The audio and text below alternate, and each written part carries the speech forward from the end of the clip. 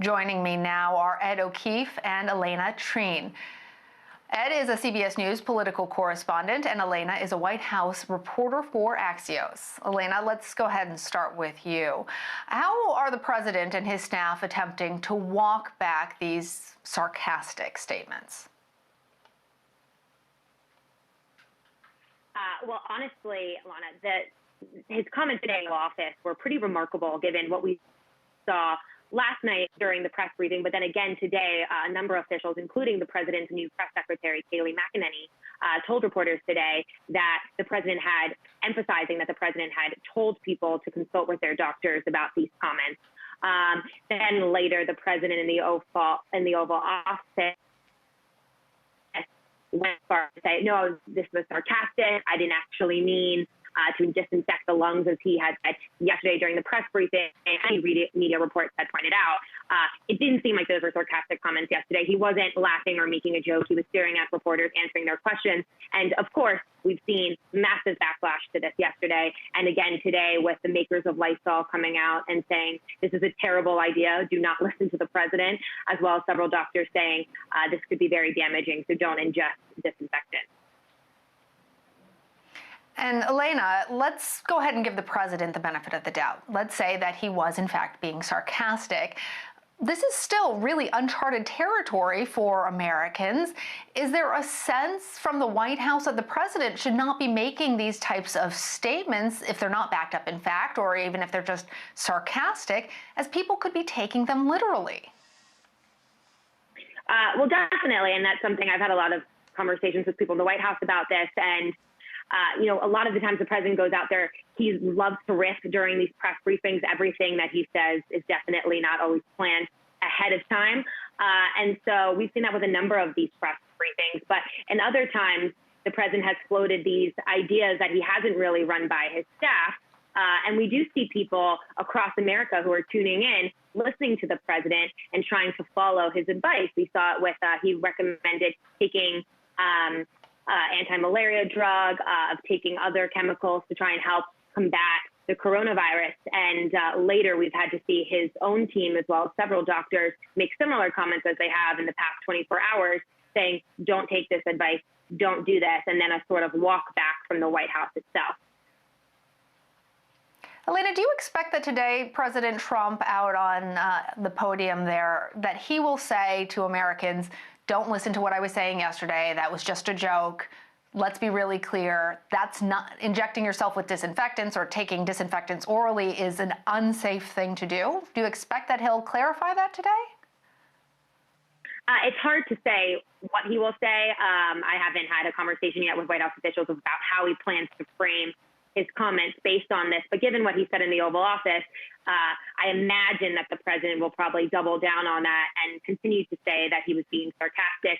It's definitely going to come up in tonight's press briefing. We know a lot of reporters will press him again on this and ask him to clarify what he means. So a lot of us will be waiting for his answer tonight.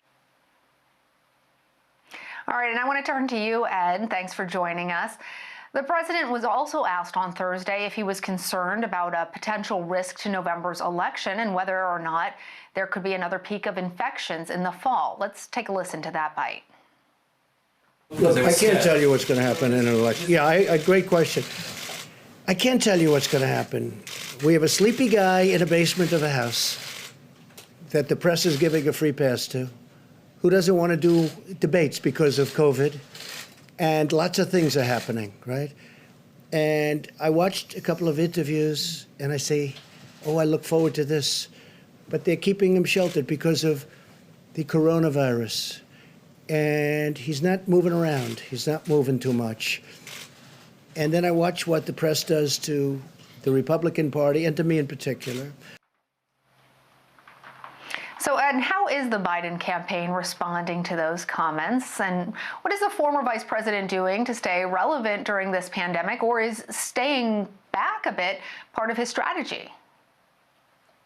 Well, let's fact check the president for a second. He may be walking an equivalent of 100 paces more from his bedroom to his desk every day than Biden is, who's, yes, going down to his basement in Wilmington to address people from a television studio set up there. But, I mean, it's not much different than what the president is doing, going from his residence to the West Wing to the briefing room. He's also, of course, cloistered at the White House, trying to avoid people who may be sick. The Biden campaign has obviously put the vice president out there on occasion, not nearly as frequently as we saw him on the campaign trail, of course, but in targeted ways, talking to local television stations in battleground states, talking to talk show hosts like James Corden of The Late Late Show earlier this week, or our friends Susan Nero from our sister network Showtime. They have him doing a weekly podcast where he interviews various people, including a few people he might consider to be his vice presidential running mate. Does some radio interviews as well in English and Spanish. But polling out this week shows that most Americans don't know what he thinks necessarily or what he would do about the coronavirus pandemic. And that's fine unless the number one issue of the election becomes just that. What would you do? Some Biden aides look at what's going on with the president these days and say, look, we'd rather him take all the airtime and all the attention because we just spent 4 minutes talking about whether or not he was joking about ingesting Lysol, and that isn't helping him. He, is seeing his numbers slip in battleground states, Florida, Michigan, and Pennsylvania this week. There's evidence that he's slipping there. Nationally, Biden has a lead. Of course, the Trump team turns around and says, well, 4 years ago, you had similar numbers where the Democrat was ahead narrowly, and, of course, the president won, which is a fair point. So Democrats are concerned about this. There's evidence that he's not breaking through on this issue, and yet overall, he appears to be leading in the horse race. And Ed, that response by the president was an attack on Biden, but it didn't actually answer the reporter's question about the November elections and preparation for that. And CBS News campaign reporter Bo Erickson, he actually reported that during a virtual fundraiser on Thursday, Biden predicted that President Trump might try and push back the election. Can he do that? Not on his own, no. It would require an extraordinary move by Congress, mostly, to get the date moved. And there's no talk of that right now. Where there is going to be a lot of debate in the coming weeks is over how exactly an election should be conducted. Should the federal government provide more funding to states who want to expand their use of absentee ballots or the voting by mail options that are used in some Western states? Should there be discussion about giving the Postal Service more money to make sure that it can move ballots quickly to Americans and then back to elections officials? Those are the kinds of things that are being talked about. There's been no serious discussion about moving the date other than critics of the president warning that he may eventually start talking about moving the date. So far, he hasn't done that. He was also asked in the last 24 hours whether he thought that the pandemic in some way might affect the results of or questions about the results of the elections, and he did the classic "we'll see." Some saying, look, that's the first sign of him potentially sowing doubt about the results should he not fare well. But certainly there's a lot of concern among Democrats that he will try in some way to, if not discredit the process of voting, then discredit the results after the fact. And Alayna, what type of voter outreach is the Trump campaign turning to during this age of virtual campaigning? They definitely moved basically all of their operations online and through virtual. And I've spoken with several Trump campaign officials about some of their strategies. They all point to Brad Parscale being their campaign manager. He was, of course, the digital director of the Trump campaign in the 2016 election, saying that because of that, they've really made this shift in what they say. Of course, Biden, people in the Biden campaign and a lot of the president's critics will push back against that claim. But some of the things that they're doing, they have an Army for Trump team where they've been trying to recruit a lot of people to help them come on through these virtual sessions and recruit other people online to the Army training camps, really, that will help them spread the word and raise money through these virtual outlets. We've seen people like Donald Trump Jr., the president's son, and Kimberly Guilfoyle, who also works on the campaign, doing their own fundraisers. They did one this week that had several million people tune in. And so they're trying to replicate kind of what the president has been able to do in his campaign rallies and have some of his surrogates, since they can't go out on the trail, try to replicate that online. Of course, the campaign will also say that the president speaking every day to their American people through these forced briefings. And so that's their way of really trying to reach the public during this time when you have to be at home. Interesting how all of this has changed. Ed, you actually have a new piece out on CBSNews.com looking at the results of a new poll of Latino voters. Tell us a little bit more about what it found and what all this could mean for the Biden or Trump campaigns. It speaks a little bit to what we were talking about earlier, whether or not Vice President Biden is able to break through while the president dominates news coverage these days. Found that, depending on how you slice it, 49 to 59% of Latino voters nationwide support Vice President Biden.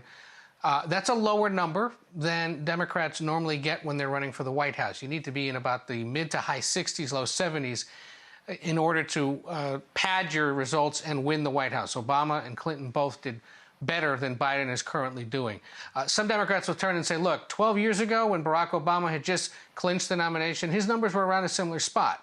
But he had a lot of advantages over the summer, a convention, a lot of extra focus on him, who he was, what he was planning to do, that Biden may not get because of this virus. And so there's very big concern that or at least among voters in the nation's largest minority voting bloc, he may struggle to get support that he actually does need in places like Arizona, North Carolina, Georgia, even to some extent places like Pennsylvania, certainly Nevada, possibly Texas if for some reason that state becomes competitive.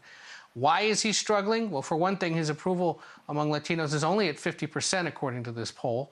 That too is lower, and it's lower than Bernie Sanders' numbers, who of course did much better with Hispanics in the early primary states than Biden did. So if anything, it's a warning shot to the Biden campaign that they have to step up their engagement with Latino voters, not nearly as loyal or supportive overwhelmingly as African Americans are. What the poll did find, and this perhaps is no surprise, and it's part of the reason why this poll was done, is that if he were to pick a Hispanic running mate, enthusiasm among Latino voters would jump considerably. There are two names we believe that will be considered by Biden. One of them is the Nevada Senator Catherine Cortez Masto, who's the first Hispanic woman to serve in the Senate. The other is New Mexico Governor Michelle Lujan Grisham, the only Latina governor right now. We'll see if there's anyone else considered. Remember, Biden says he's picking a woman. There aren't too many options at that level for him. But this survey is certainly designed, again, as a warning shot and perhaps a signal to him that, much like African-American activists are saying, if you pick one of our people, enthusiasm among our voting bloc will increase. Very interesting, Ed. I just want to clarify one thing that you said when you were discussing Texas. You don't think at this point Texas is actually in play, do you? No. But if it were to be for some reason over the next 6 months, part of the way you got to make that, you would do it, is driving out as many Latino voters as you could. You'd also be relying a lot on suburban women. That's how Beto O'Rourke almost won the Senate race against Ted Cruz 2 years ago, by relying on former independent or Republican voting women, plus Latinos, plus African Americans, plus younger Democratic voters. He'd just need to find as many of them as he could in places like Texas, which, as you point out, right now at least, is not on the docket as a battleground state.